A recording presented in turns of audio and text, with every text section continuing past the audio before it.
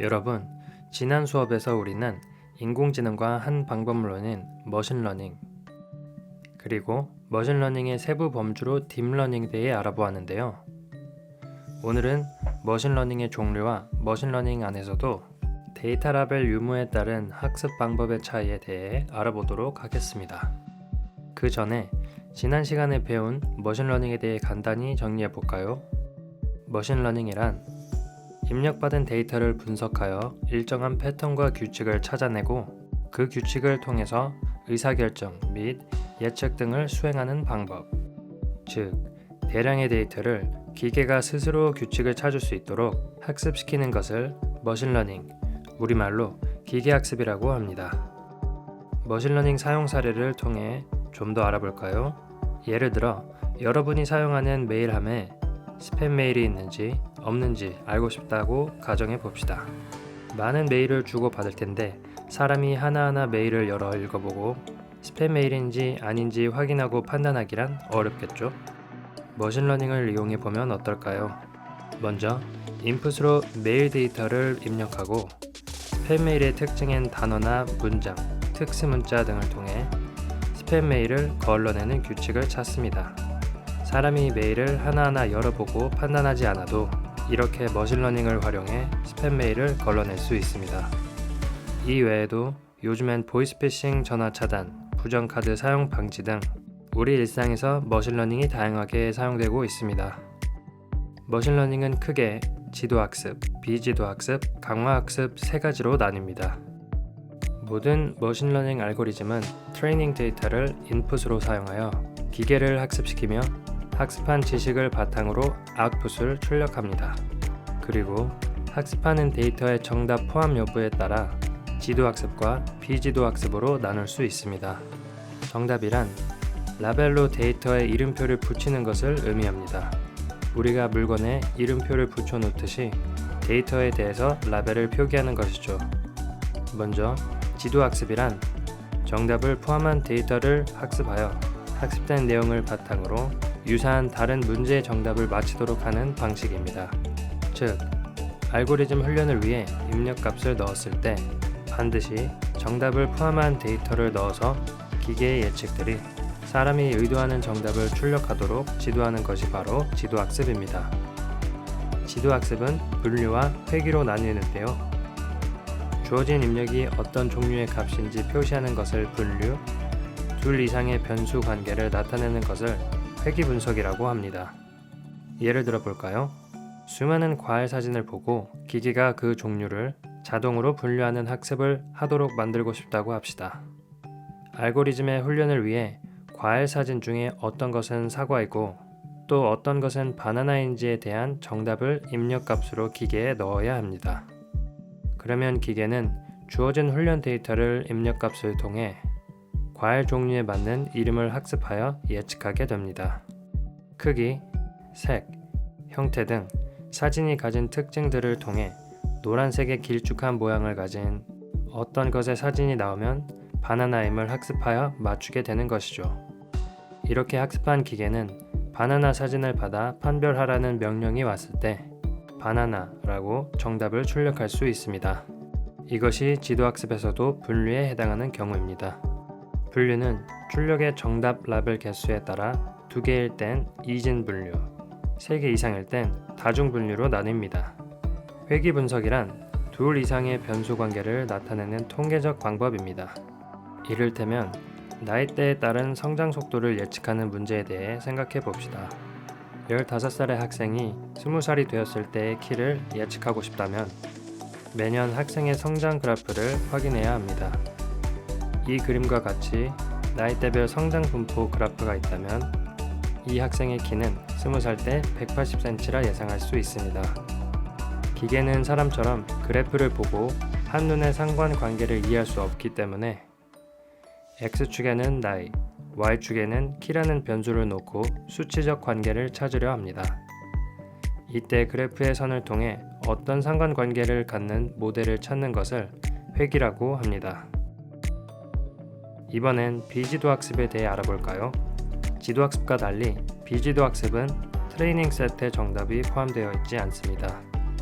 비지도학습이란 라벨이 없는 데이터를 군집화하여 새로운 데이터에 대한 결과를 예측하도록 공부시키는 방법입니다. 비지도 학습은 인간의 개입 없이 데이터의 속성과 패턴 등을 기계 스스로 학습하여 군집화합니다. 정답이 없는 데이터들로부터 패턴이나 형태 등의 특징을 찾아 유사도를 판단하기 때문에 지도학습보다는 더 난이도가 있는 방법이라고 할 수 있습니다. 예를 들어 보겠습니다. 다음과 같은 이미지들을 보면 여러분은 이미지의 특징을 보고 각각의 이미지가 무슨 과일인지 알 수 있습니다. 하지만 컴퓨터는 사용자가 정답을 알려주지 않으면 각각의 이미지가 어떤 종류의 이미지인지 이름은 무엇인지를 알 수 없습니다. 비지도학습은 이 이미지들의 이름은 모르지만 유사도를 비교하여 데이터 자체의 특성을 파악합니다. 그리고 비슷한 것끼리 모아주는데 이것을 군집화라고 합니다. 다시 말해 군집화란 비슷한 특성을 가진 데이터들의 집단인 군집을 찾기 위해 주어진 데이터들의 특성을 고려하여 데이터 집단을 정의하는 것을 의미합니다. 색상, 크기, 모양 등 비슷한 이미지를 판단하는 기준이 되는 특성은 다양합니다. 동일한 군집인지를 구분하기 위해서 유사한 속성 값을 찾는 기준이 바로 유사도 함수입니다. 위 이미지에서 색상이라는 유사도 함수로 과일을 구분한다면 이렇게 군집화할 수 있습니다. 하지만 크기를 기준으로 군집화한다면 이렇게 묶이겠죠. 기준이 되는 유사도 함수의 종류에 따라 군집화되기 때문에 모델 학습에 있어 유사도 함수는 매우 중요한 역할을 합니다. 계속해서 새로운 데이터가 들어와도 컴퓨터는 지속적으로 군집화를 진행하지만 이게 잘된 것인지 잘못된 것인지 알지 못합니다. 라벨이 없기 때문이죠. 우리가 사과를 사과라고 판단할 수 있는 것은 사람은 이미 사과는 사과임을 알 수 있는 지능이 있기 때문입니다. 대신에 비지도 학습을 통해 군집화된 과일의 특징을 활용하여 라벨이 붙은 데이터로 만들 수 있고 이는 지도 학습의 데이터로 활용할 수 있는데요. 사람이 일일이 데이터에 라벨을 붙이지 않아도 비지도 학습을 통해 적절한 특징을 찾아 라벨을 붙일 수 있기 때문에 비지도 학습은 지도 학습의 입력 데이터 전처리 방법으로 사용되기도 합니다. 지도 학습과 비지도 학습은 사람이 학습하는 과정과 정말 비슷한데요. 여러분이 학교에서 교과서로 배우는 것은 지도 학습, 일상에서의 경험을 통해 취득하는 지식은 비지도 학습이라고 생각하면 됩니다. 이번엔 지도 학습, 비지도 학습과는 조금 다른 개념으로 머신러닝의 꽃이라 불리는 강화학습에 대해 알아볼까요? 행동심리학에서 영감을 받은 강화학습은 학습의 시행착오를 통해 자신이 한 행동에 대해 보상을 받으며 강화를 하는 학습 방법입니다. 분류할 수 있는 데이터가 존재하는 것이 아니며 데이터가 있어도 정답이 정해져 있지 않습니다. 대신 강화학습에는 어떤 환경이 주어집니다. 이 환경 안에 정의된 에이전트가 현재의 상태를 인식하여 선택 가능한 행동들 중에 보상을 최대화하는 행동이나 행동 순서를 선택하도록 하는 방법이죠. 강화학습의 가장 유명한 사례인 구글 딥마인드의 벽돌 깨기를 통해 설명해 보겠습니다. 점수를 올리는 것이 목표이니 벽돌을 깨는 행동을 했을 때 주는 점수가 바로 보상입니다. 이 보상을 통해 강화학습 모델은 점수를 높이는 목표를 향해 계속하여 학습합니다. 시간이 지난 후에 벽돌 깨기의 중요한 특징, 양옆의 벽을 이용하면 더 효과적으로 목표를 달성할 수 있다는 것, 즉 더 높은 점수를 얻는다는 것을 학습하게 됩니다. 구글의 딥마인드 벽돌 깨기는 사용자에게 행동 목록만 제공하여 높은 점수를 받을 수 있는 방법을 학습할 수 있게 하는 강화학습의 대표적인 예입니다. 강화학습은 행동으로 유발하는 실수와 보상을 통해 시행착오를 경험하며 목표를 찾게 만드는 알고리즘입니다. 실제로 세계를 뒤흔든 알파고의 학습에 강화학습이 활용되었는데요.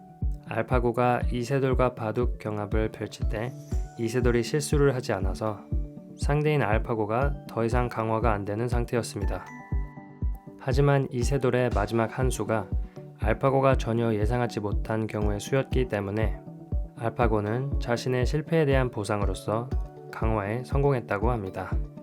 현실의 시간은 유한하기 때문에 최단 시간에 주어진 환경을 관찰하고 이를 기반으로 보상을 최대화하는 학습 프레임을 짜기 위해 이용과 탐험 사이의 균형을 맞추는 것이 중요합니다. 이용이란 경험한 것 중에서 당시의 최대의 보상을 얻을 수 있는 행동을 수행하는 것을 말하고, 이러한 경험을 다양하게 쌓기까지 시도하는 과정을 탐험이라 합니다. 풍부한 경험이 있어야 더 좋은 보상을 얻을 수 있지만, 경험을 풍부하게 만들기 위해서는 새로운 시도를 하는 비용이 발생합니다. 따라서 강화학습에서 이용과 탐험 사이의 균형을 맞추는 것이 중요합니다. 오늘은 머신러닝의 지도학습, 비지도학습, 강화학습에 대해 알아보았는데요.